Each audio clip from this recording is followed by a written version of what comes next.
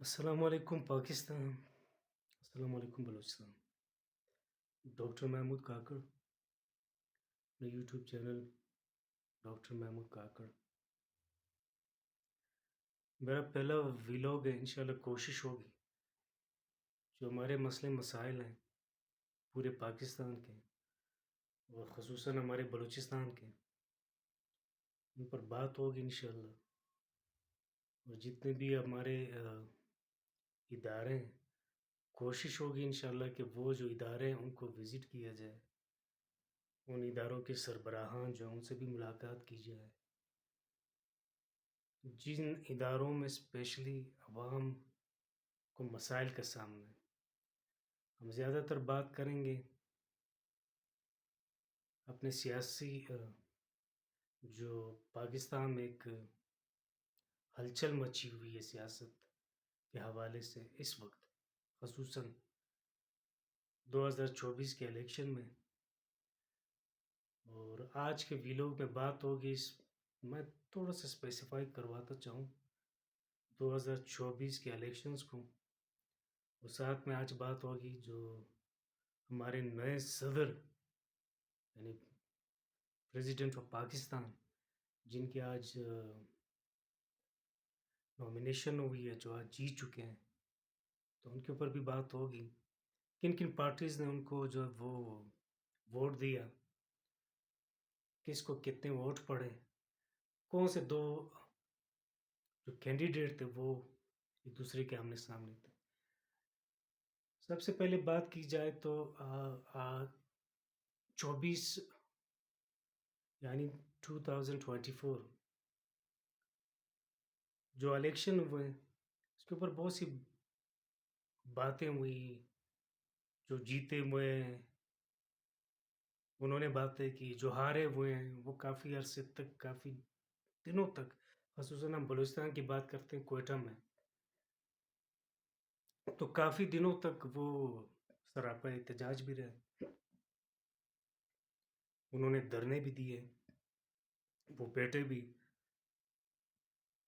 لاصل شاید ان کو کچھ ملا نہیں۔ لیکن چلے ہم جاتے ہیں 2024 کے 8 فروری کے الیکشنز کے اوپر۔ پی ٹی آئی کے چیئرمین جناب عمران خان صاحب، جو کہ عدم اعتماد کے بعد مسلسل مشکلات کا سامنا ان کو کرنا پڑا، اور 9 مئی کا جو واقعہ ہوا تھا اس واقعے کے بعد وہ تقریباً 6-7 مہینے سے متواتر اڈیالہ جیل میں ہے، اور ان کی پارٹی کو مطلب کئی مسائل کا سامنا کرنا پڑا۔ سب سے بڑا مسئلہ یہی تھا کہ چیئرمین خود موجود نہیں تھے، وہ اڈیالہ جیل میں، پھر ساتھ میں ایک نئے چیئرمین کا جو وہ چناؤ تھا، تو کچھ عرصے کے لیے وہ ایک نیا چیئرمین جس میں انہوں نے جو وہ بیرسٹر گور کا نام دیا، جو اس وقت چیئرمین ہے پی ٹی آئی کے۔ پھر سپریم کورٹ کی طرف سے ان سے بیڈ کا نشان لیا جانا، تو یہ ان کے لیے ایک اور آپ یہ سمجھے کہ ان کے لیے ایک مائنس پوائنٹ۔ اس کے بعد ہونا کیا تھا کہ جو پی ٹی آئی کے سارے کینڈیڈیٹ تھے وہ مختلف نشانات کے اوپر جو انہوں نے الیکشن کنٹیسٹ کیا، تقریباً آپ پنجاب کی بات کریں، آپ کے پی کی بات کریں، ان 2 صوبوں کی میں زیادہ بات کر رہا ہوں۔ ان دونوں صوبوں میں سب سے زیادہ جو کینڈیڈیٹ جو فارم 45 کی بات ہم کر رہے ہیں، جو سب سے زیادہ جیتے ہوئے کینڈیڈیٹ تھے، تو وہ پی ٹی آئی کے آزاد امیدوار تھے۔ پھر اس کے ساتھ ہی الیکشن کمیشن کی طرف سے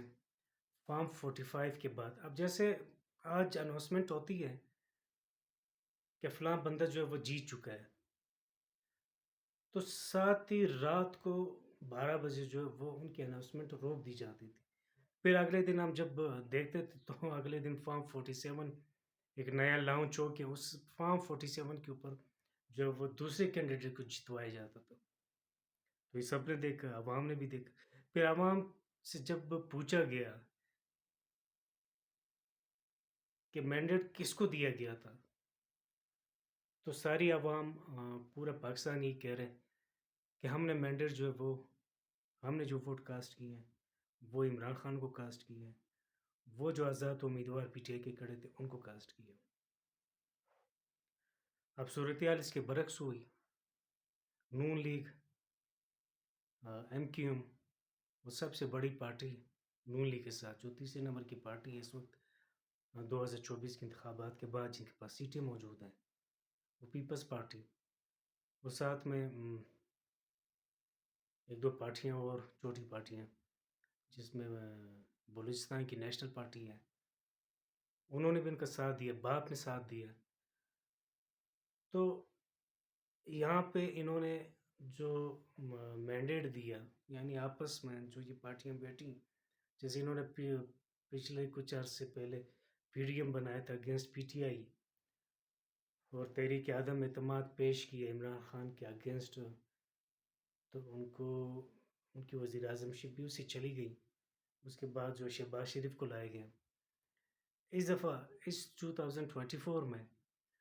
دوبارہ انہوں نے یہ 5 6 7 پارٹیاں جو آپس میں بیٹھی ہیں، جو ایک کوریلیشن انہوں نے بنایا ہے، یہ انہوں نے وزیر اعظم جو چنا ہے وہ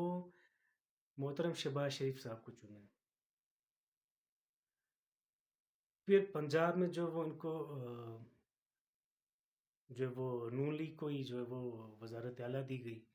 یعنی مریم نواز صاحبہ کو، جو کہ نواز شریف صاحب کی جو ہے وہ بیٹی ہے، ان کو وہ جو وزیر اعلیٰ پنجاب بنایا گیا۔ کے پی کے میں جو حکومت بنی وہ پی ٹی آئی کی تھی، اور وزیر اعلیٰ بھی ان کا اپنا وزیر اعلیٰ جو وہ پی ٹی آئی کا ہی وزیر اعلیٰ امین گنڈاپور صاحب جو وہ کے پی کے سے جو وہ وزیر اعلیٰ بنے، بلوچستان سے جو وہ پیپلز پارٹی نے اپنا وزیر اعلیٰ بنایا، کیونکہ یہ آپس میں ایک اتحادی حکومت بن رہی ہے۔ تو یہاں پہ جو ہے وہ نون لیگ نے اور باقی پارٹیوں نے جو وہ پیپلز پارٹی کا ساتھ دیا اور پیپلز پارٹی کو مینڈیٹ دیا، اور پیپلز پارٹی کے وزیر اعلیٰ کو لے کے آئے، یعنی سرفراز بگٹی صاحب جو حال ہی میں شمولیت کی انہوں نے باپ پارٹی سے۔ سندھ میں کیونکہ پیپلز پارٹی جیتی ہوئی تھی تو سندھ سے جو ہے وہ وزیر اعلیٰ تو آنا ہی پیپلز پارٹی کا ہی وزیر اعلیٰ آنا تھا۔ اب انتخابات کے بارے میں چمگوئیاں یہی ہو رہی ہیں کہ جی آئی ایف کے سربراہ جناب مولانا فضل الرحمن صاحب جو کہ اپنا ایک سیٹ جو ہے وہ کے پی کے سے ہار چکے تھے، وہ یہاں سے پشین سے قومی جو نیشنل اسمبلی کی سیٹ ہے اس کے اوپر وہ جو ہے وہ کامیاب ہوئے ہیں۔ محمود خان اچکزئی صاحب جو کہ اپنے پارٹی کے سربراہ ہیں، پختونخوا ملی عوامی پارٹی، وہ اپنا ایک قومی سیٹ جو ہے وہ اپنا سیٹ جیت چکے ہیں، باقی شاید ان کو کوئی اور سیٹ نہیں ملی ہے صوبائی اور قومی کوئی بھی۔ مولانا صاحب کو تو بلوچستان سے کافی ساری آس پاس 10 سے 11 جو وہ ایم پی ایز ملے ہیں، اور 2 3 قومی جیتے ہوئے ہیں۔